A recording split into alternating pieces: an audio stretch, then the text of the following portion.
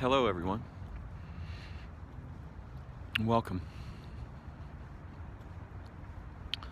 I'm once again at the San Francisco Botanical Gardens, a place that I come to enjoy the living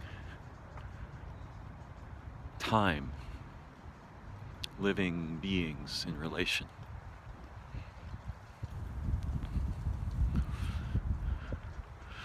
There's not a huge amount of wildlife here, although there are these the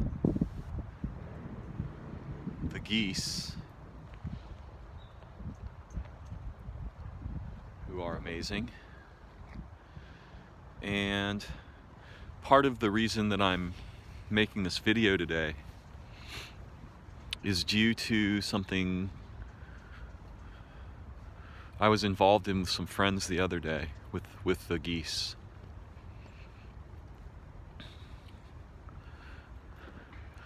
I have observed them very closely for a long time, and I'm very interested in their lives and relationships.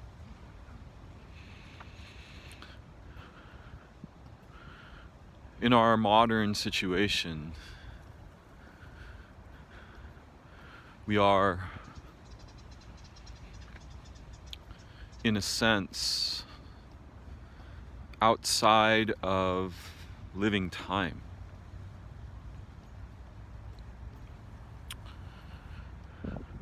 And one of the reasons that I come here is to return to living time.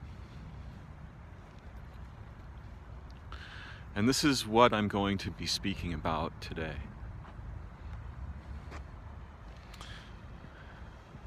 And these animals, these geese,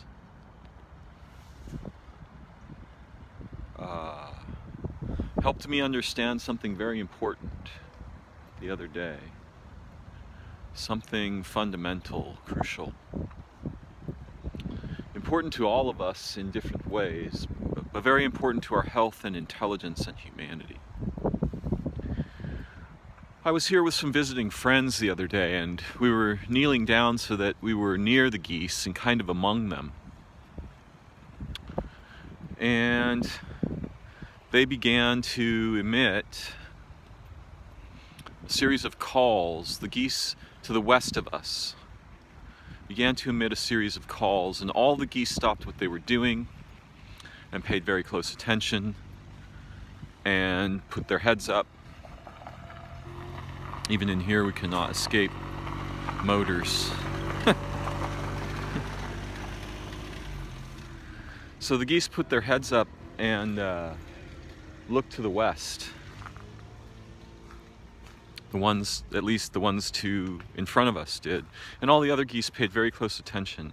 And they were emitting a series of calls. And I followed their gaze but didn't see anything. I've heard these calls before, and I was kind of in the moment. So I was overwhelmed in a way, because there was a lot going on. I had two new friends with me. We're down among the geese. The geese are calling. They're paying attention to something. I don't see anything. And when I say a series of calls, there was like a musical sequence of calls happening among a few geese. And suddenly they leapt into the air as one animal. And my friend Josh said they were synchronizing. And at that moment my mind was completely blown. I had not expected or understood that. And it had never occurred to me that the incredible synchronization required to fly in a V-wing of geese might have a vocal precursor, that they might prepare for that vocally, and maybe even establish order and rhythm of wing beats, and have a a prologue to the very intimately mutual experience of flying together in a wing of geese. And I was blown away. And I'm still staggered by this beautiful experience.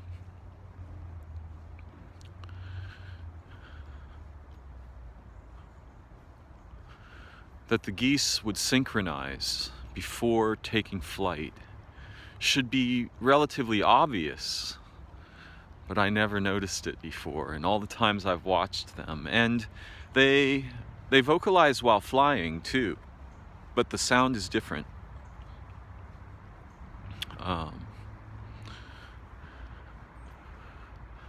Before I knew much about the geese, before I'd encountered them close up, and I remember some of my first encounters with them, which didn't really happen till I was in my 30s. They've always been good teachers for me. They teach me things all the time. And when I first came here looking and paying attention to them, I had a question in mind. I had a goal in mind, which was to learn from them how to tell the difference between a male goose and a female goose visually. And I knew this was possible because they do. If they can do it, we can probably do it, right? And it took me many years, and it's not done yet. I'm not done yet. But I have learned a lot of things about this, and there are some relatively clear signals about gender that one can discern or distinguish in these animals. There are behavioral signals, but there are also anatomical signals, as we might expect. And I was thinking, probably I would find a single thing, right, that would stand out and tell me. I never did find that yet, but I found a constellation of things. And I didn't find that out, since we're speaking here today about time and cycles. I never did find that out until I met a couple near the lake of geese who I thought were sick. They were kind of ragged looking and had lumps on their legs, and they limped, and they looked like they might be sick. And when I first saw them, I thought, these poor sick geese. And I felt compassion for them. And over time I continued to visit them, and one day one of them wasn't there, and they're a couple. And I thought, oh no, one of the geese has passed away. But she hadn't. It was, however, that day that I realized they weren't sick. They were not sick geese, really. Well, I guess you could think of them this way. But I realized that I had been confused, and what they actually were elderly geese. A thing you don't see much in nature. Elderly geese are uncommon because they ordinarily don't survive. Yeah? They get taken out by predators, or illness, or weather, or whatever. So in the elderly geese, the differences between the genders were exaggerated, and it was very easy for me to tell which one was male, behaviorally. So they gave me a variety of clues. But I want to return to what happened with the synchronization music of the geese preparing to fly. And I believe that my friend was right. At least he was largely correct. It's probably not the only thing they're doing. They're not merely synchronizing, but that's an important aspect of what they're doing when they emit this particular call, a sequence of calls together. They form a chorus, and it's, like I say, it's like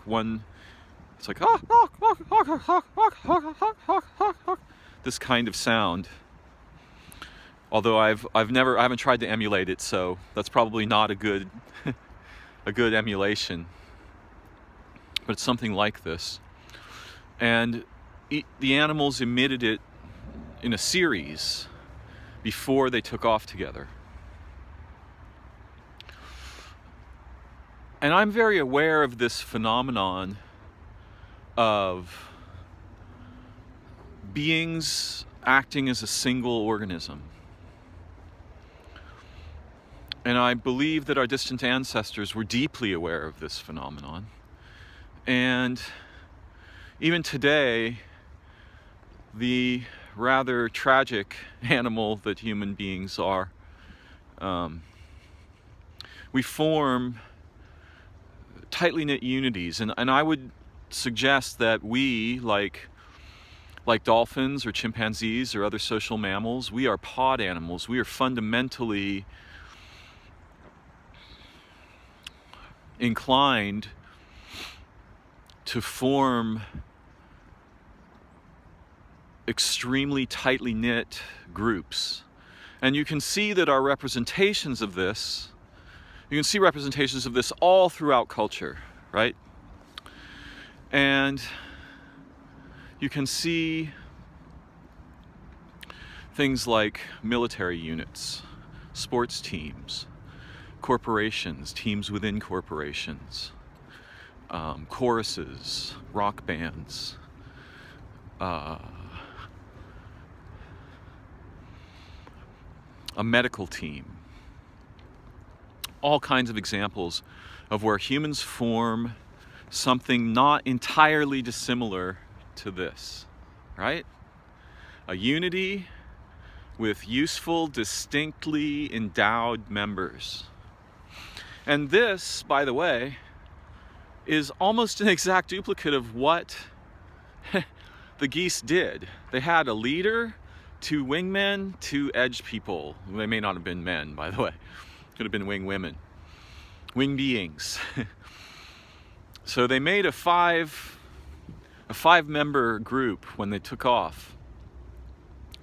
And I strongly suspect that we humans are missing out on something that's been profoundly overrepresented in our cultures and media. We're missing out on having a meaningful role in a union that is complex, heroic, creative, playful, profound, effective, beautiful, and ancient. Now, not all of us are missing out. Some of us have found ways to belong to what I might call allo families. Families that we form spontaneously, that are beyond our birth families, but may include them. And there are allo fathers and allo mothers, people who father and mother people who are not their children, in the world, both casually and formally, right? There's places where this happens sort of spontaneously. I go to the garden near my house, I meet the old Indian woman from India. She teaches me about spices and cooking and gives me some plants from her plot, right? She's allo-mothering me momentarily, without it being a necessity or something we agree upon, or even talking about it, right? And there are aspects of my own life that are like this, where I have allo children, and there are allo brothers and allo sisters. So humans naturally form, when allowed to and when encouraged especially, they'll naturally do this thing of forming pods, and they'll do it spontaneously, but they can also do it intentionally. The problem we have is similar to the problem that we pose in nature, which is that we have too many representations, and we've commodified the pod aspect of our humanity. Yeah, we turned it into a commodity, a business model, a military function, or organ, a sports team, a rock band, so on and so forth. It doesn't mean that these are not meaningful things. It means that they obscure something more fundamental that I believe we should all have access to.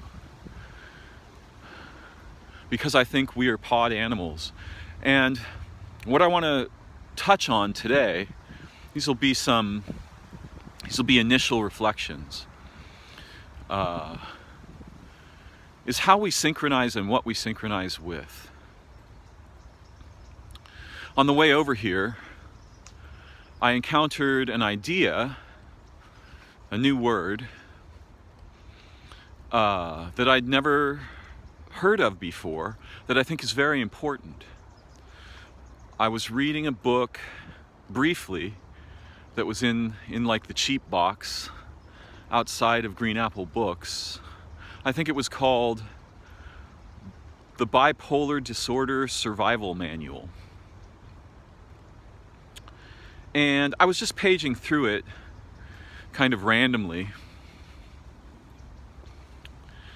And I came across this fascinating concept.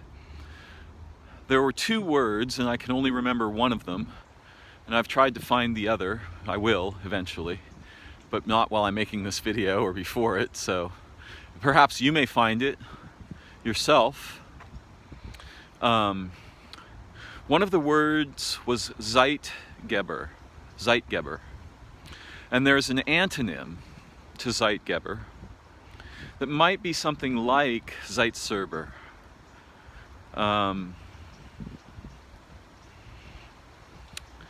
A Zeitgeber in this nomenclature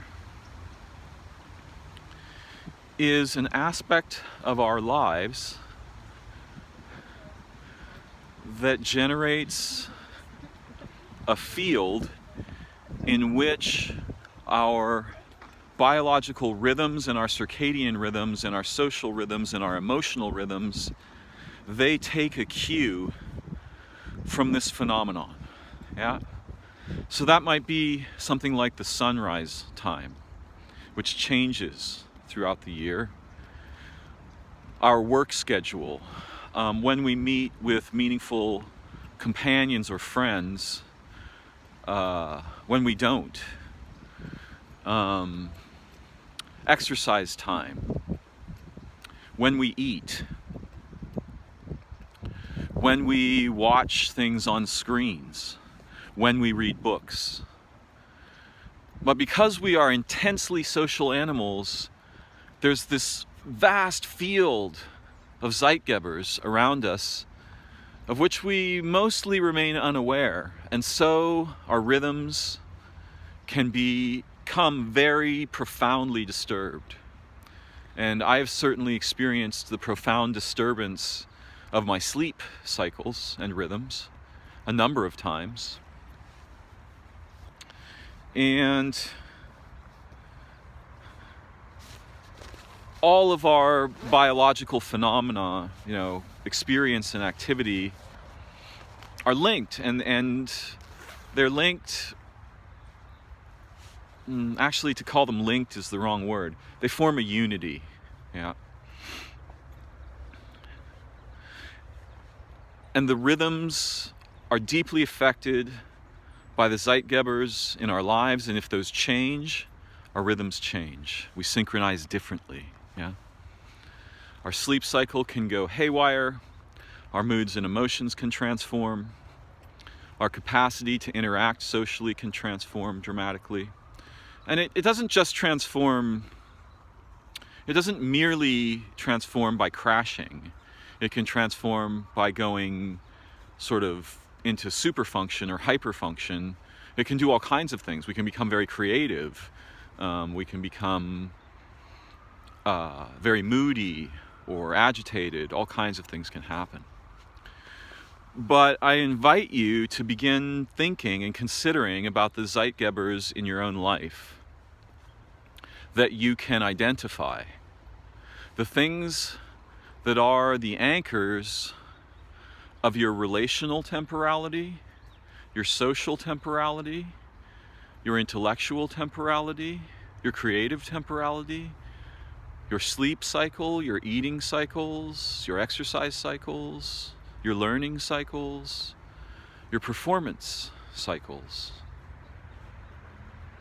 Because we synchronize with the things in our relational environment that become important.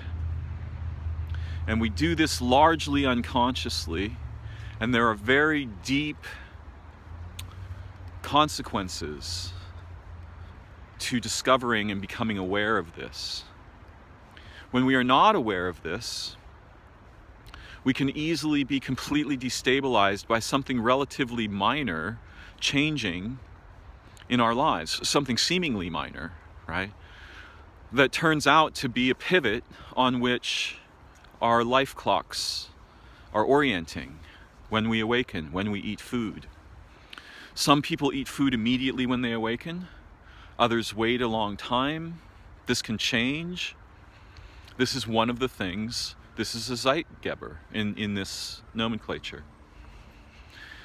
And similarly, there are things that mess up our synchronization. They desynchronize us. And they are the same things, right? If we get a job where we're working at random times that are unknown, this can defocus our ordinary synchronization cycles, can distort them, can disturb them, can cause them to break down. If we make a new relationship, one of the most profound Zeitgebers are human relationships that are very important in our life for some reason or another. These may be friendships or romantic relationships, but they can be other things. For example, the relationship with a new employer, or a relationship with someone who we don't want in our life, but we have to have there for some reason, right? Unfortunately, many of us will experience something like this. Even in a relationship with someone that we perceive as an opponent or an enemy, can deeply affect our rhythms, our cycles. And, long ago, the primary inputs for this were the tribe, which is like a superpod of little subpods, and the cycles of transformation and relationships in nature, which we might refer to as the phenological cycles. And these transform over seasonal time, over sun time and moon time, so that each year during a specific moon cycle, we are likely to see, and this was known by indigenous peoples very deeply and eventually became common knowledge among agricultural peoples and so on, that each cycle of the moon is unique, and there are certain things that happen in nature. Nature is synchronized. It's like an orchestra in a sense, except it's not formally regularized the way an orchestra might be. It's fuzzily regularized, and there will always be unique new transformations and relationships and synchronizations that will happen over each cycle of time, whether that's an hour, a day, a moon cycle, a solstice cycle, whatever we pick as the metric. Yeah. So what I'm hoping to reflect upon together with you is the importance of what we synchronize with in our lives, with our bodies, with our minds, with our emotions, with our hearts. The beautiful sun. It's blotting me out occasionally, which is fine. And somewhat appropriate today as I was singing to the sun this morning. Now, of course, in case it isn't obvious,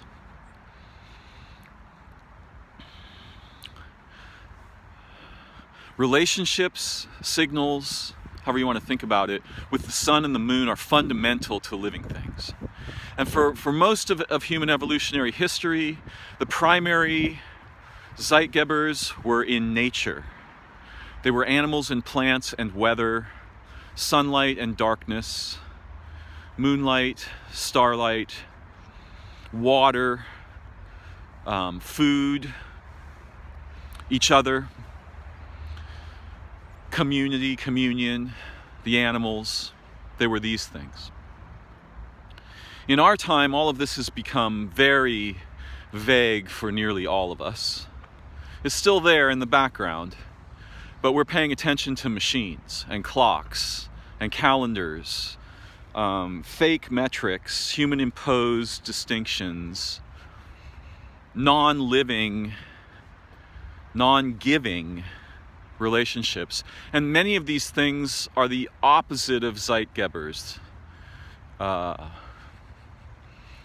They disturb what might otherwise become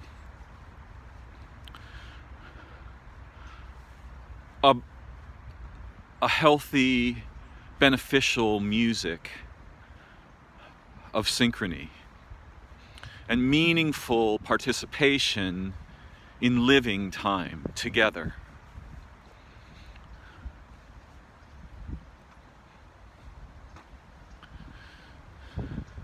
In some families, they still come together around the same time each evening to share a meal.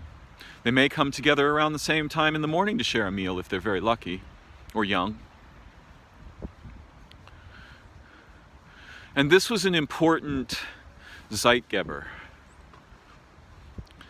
It reassured us and reaffirmed our mutual synchrony and meaningfulness, our love, our relation, our belongingness. And we need this kind of experience as human beings. These kinds of experiences are fundamental to our well-being, to our hope of intelligence, to our minds, to our biology, to our metabolism, to our brains, to our guts.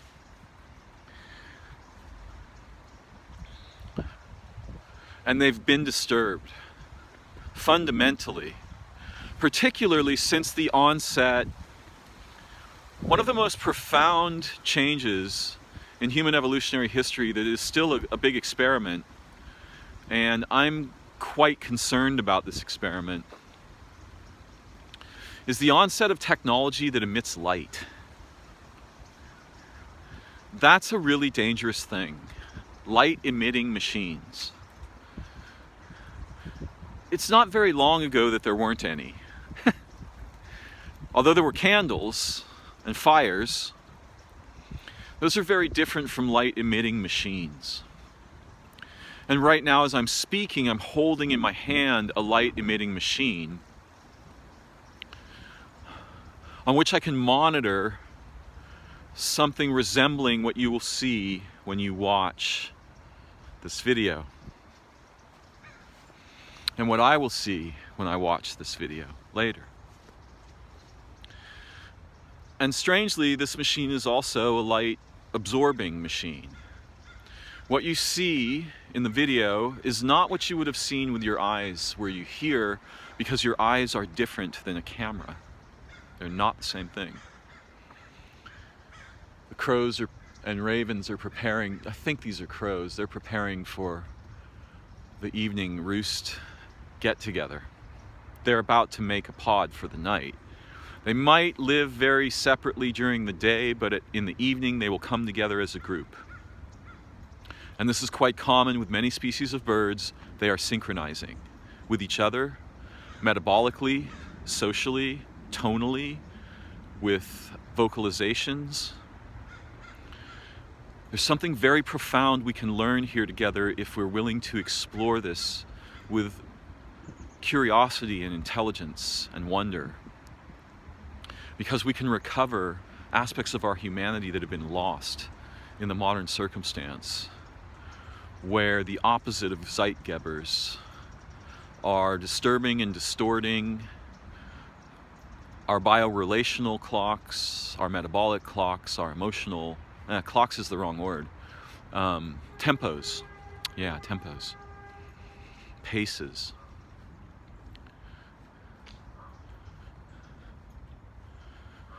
Many of us have experienced profound disturbances of our relational, emotional, or circadian rhythms. And some of us have had the wonderful experience of having those rhythms reestablished in a meaningful situation or relationship.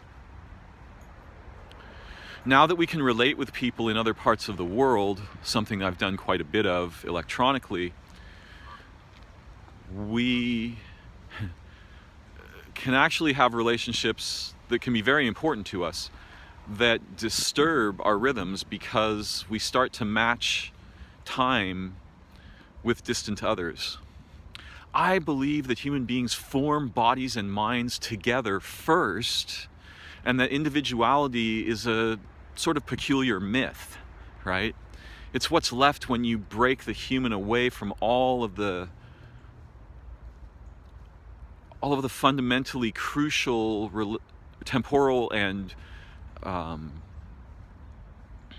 emotional and biological companions that we would ordinarily travel with in time, presuming that our relationship in time is a kind of travel.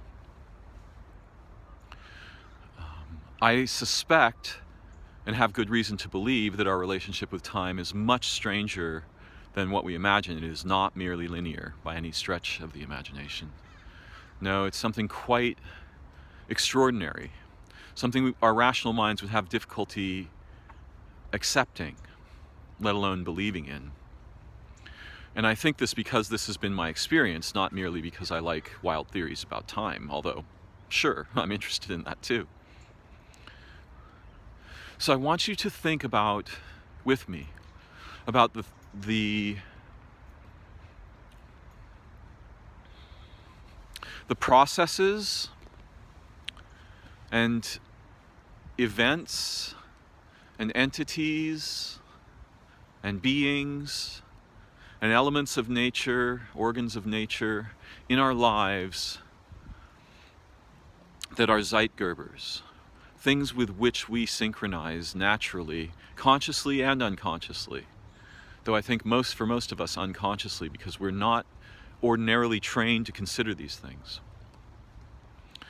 And I want you to also think about those things with which we relate that are the opposite of Zeitgebers, that rather than establishing healthy synchronizations and rhythms and supporting those and nurturing them, they distort or disturb or break synchronization or cause an unhealthy synchronization for us.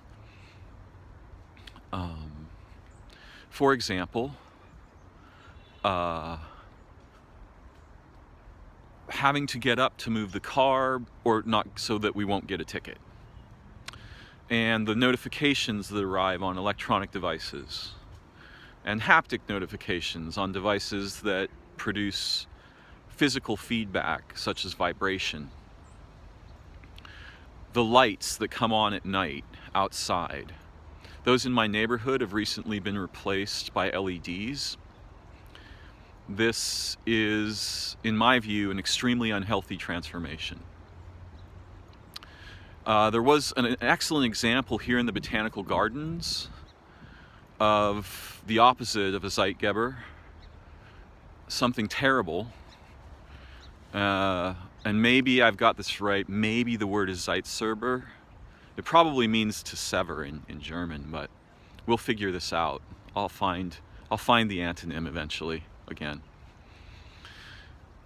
So somebody had the very dim idea of trying to scare the geese away from the great meadow, and particularly the fountain there. And this person was apparently the head of Parks and Rec or something around here, and had very little relationship with the gardens.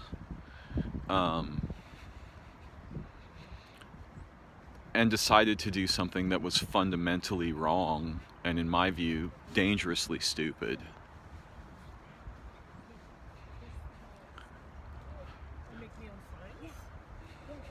She makes neon signs. So what they did was they installed loudspeakers in the front of the gardens that could be heard for nearly a square mile. And approximately every 15 minutes, they would transmit gunshots and the screaming calls of terrified geese.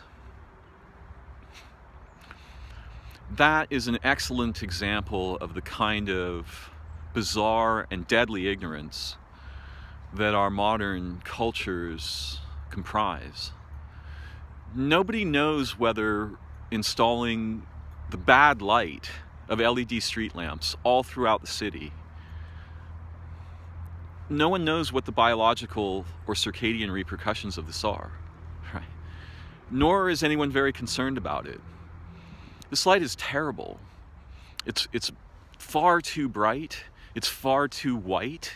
It produces really bad double, tripled, vibrating shadows. When you look at it, it's like it's vibrating in a horrible way, at least to my experience. I'm extremely unfond of LED light in general. But they put these speakers in the gardens, and every 15 minutes you would hear terrified screaming animals in a botanical sanctuary, right? And this is an excellent example, if a very explicit one, of the opposite of a Zeitgeber. Right? They were establishing, literally, a rhythm of terror in the garden and thought this was a good idea. By the way, the geese, our geese around here are city geese. They live in the city. They're not particularly, they were like taking naps by the speaker, right? They didn't care at all. It had no effect on the geese. But it had a really profound effect on the human beings and maybe on many other organisms. Actually, to say it had no effect on the geese is probably wrong. What I mean is, it did not frighten the geese away. It didn't serve the purpose for which, it didn't serve the purpose they had in mind when they were installing it. And I stopped coming to the gardens. That's how severe the disturbance was for me. And I didn't really want to come even to the park because it can be heard far, far away from the gardens. And they ran it all night, and it was a terrible thing. And there are many things like this in our lives. Now here is a phenomenon that is alive, right? This is the blossoming of the magnolias. And it's happening right around the full moon of this month, right? This month. And you can see right here, this little camellia next to it is also blossoming. Just one blossom right now. These trees are said to have a symbiotic relationship. So it's not surprising to see them beginning to blossom at the same time. And if we watched closely, we would find that each year there's a specific moon and a specific maybe day during that moon cycle on which that magnolia plant, it will bloom. It will start to, its buds will open. There are cycles within cycles within cycles, and they form something like a living symphony. And our human essence, the nature of our humanity, is linked fundamentally to the rhythms in nature that we too easily overlook, or the rhythms that are obliterated by what we end up relating with instead of each other and the living world and the sky and the living places.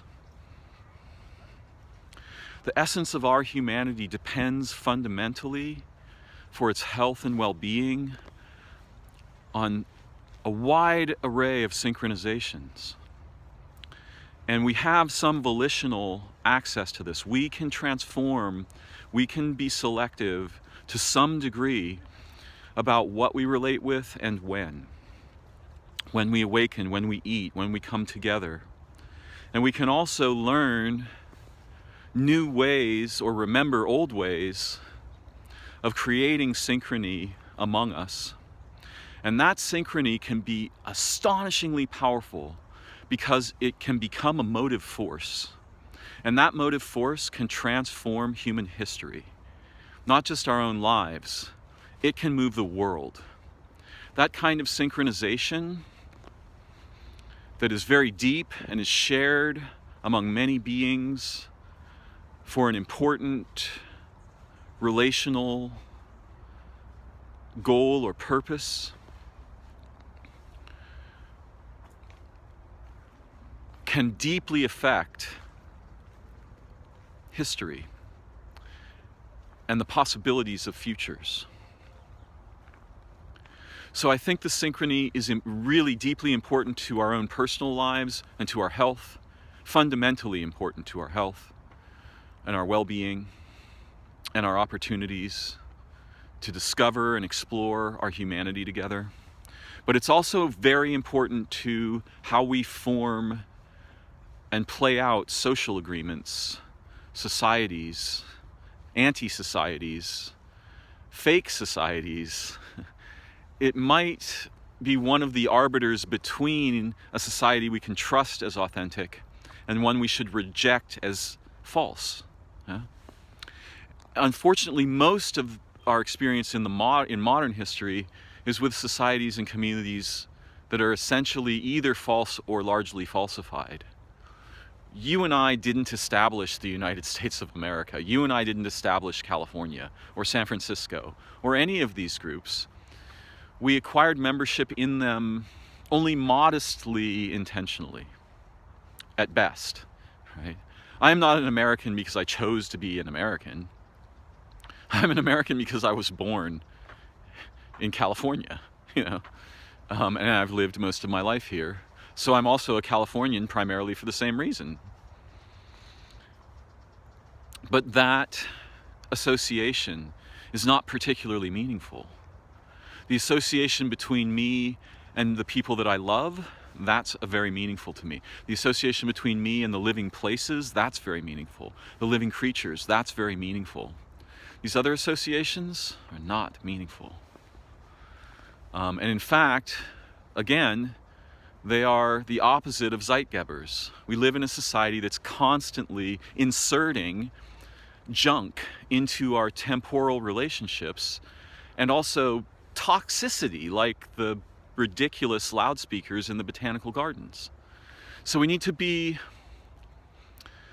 vigilant about this without being too concerned, because if we become too concerned, we run the risk of isolation, right?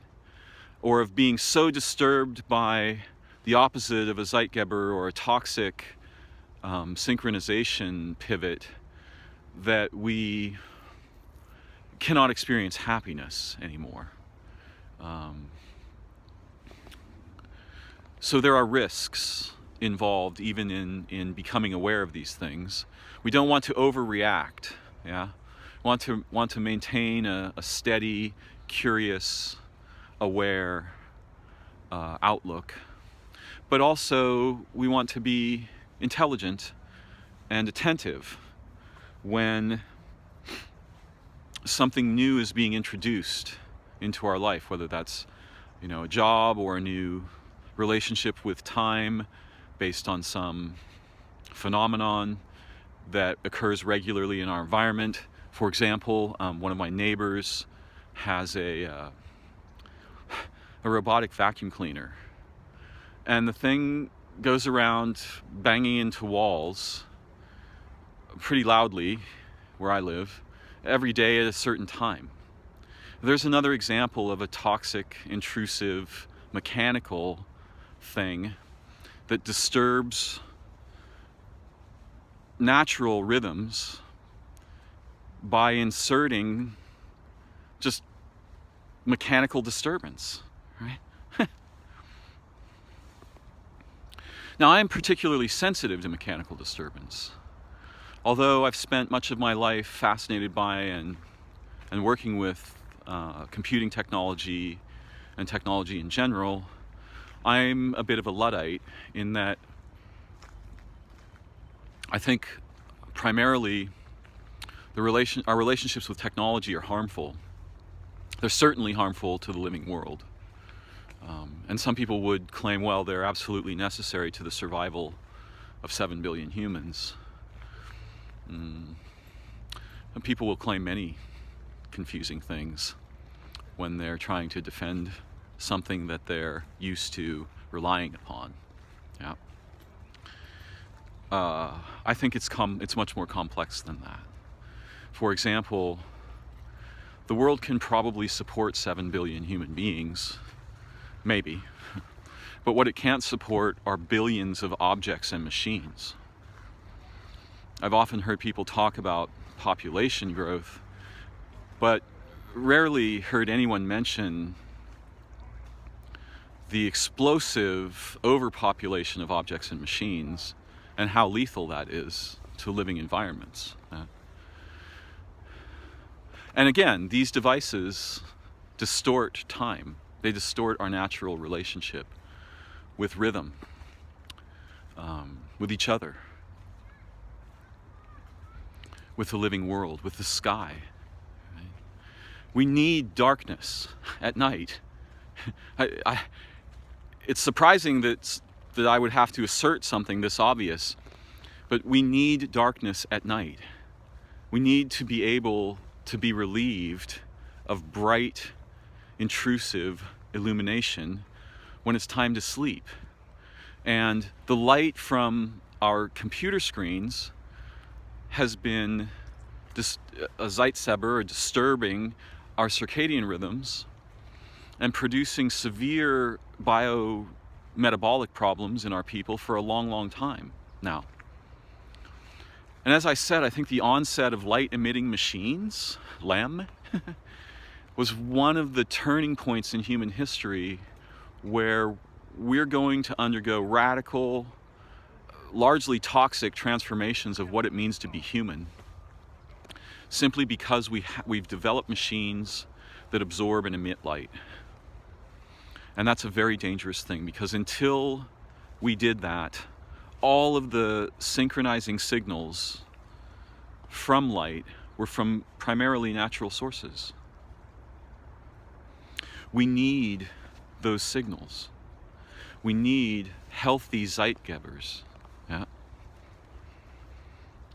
And as individuals, we can't control what our supercultures are doing directly. We can try to mitigate some of the damage that comes in directly into our personal and communal and relational experience. We can try to mitigate that damage in various ways. But it's not possible for me to do anything about the fact that there are LEDs now all over my neighborhood, and that the golden light that was already too bright at night has now been replaced by a light that's blinding and disorienting. We're probably not going backwards. We're probably not going to untechnologize, except perhaps in small intentional communities like Tamera, for example, which I think is in Portugal. But we can become aware of the importance of Zeitgebers, and we can be selective about those that we intentionally include and attend. And we can be aware that when we form relationships with people, this changes our temporality. We match temporalities with people and situations that are important to us or that we care about.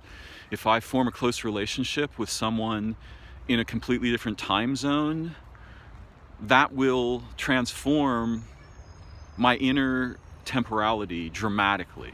And I knew this before I had these terms like Zeitgeber, yeah? I knew this before that.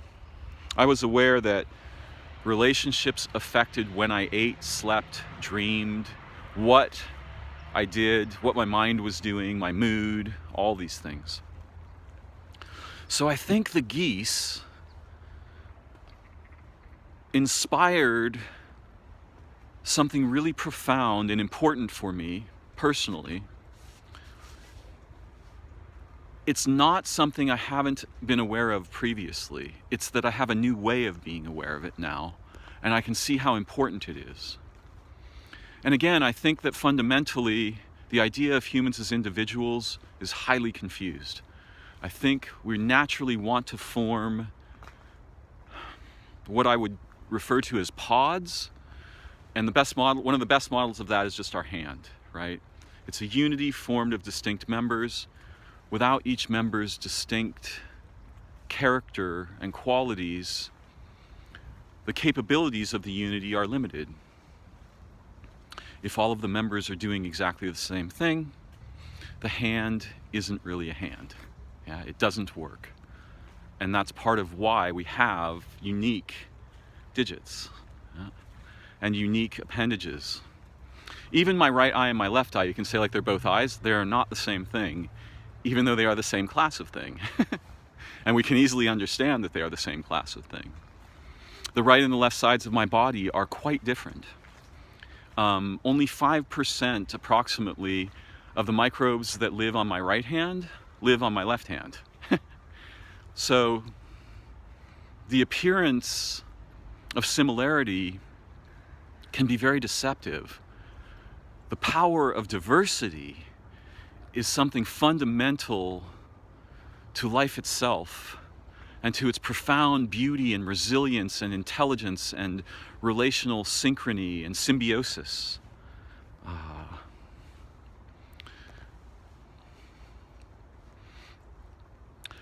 So these are initial reflections on a topic that I'm hoping to revisit because it's still very new in my mind. I have this experience of the geese.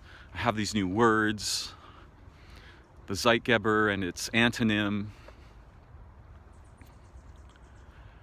And I'm so grateful to have this opportunity to share and explore with you aspects of our humanity that we are rarely in a position to become aware of, to pay attention to learn about, to explore, and to engage in together. The sun is beginning to set. And if that's not the primordial Zeitgeber on Earth, it's one of three of them. I think I would also mention that we should pay attention to emotional, just before I'm signing off here, we should pay attention to emotional inputs and pivots and cycles because these are crucially important to us. When there's a rhythm of positive emotional and relational input, we have a natural tropism toward this. And similarly, when there's a rhythm of negative emotional and psychological and relational input, this is incredibly disturbing for us as animals and as heartful human beings.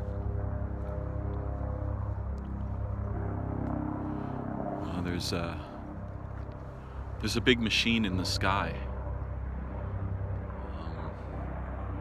It's a rescue helicopter. And the intrusion of that sound is the opposite of a Zeitgeber.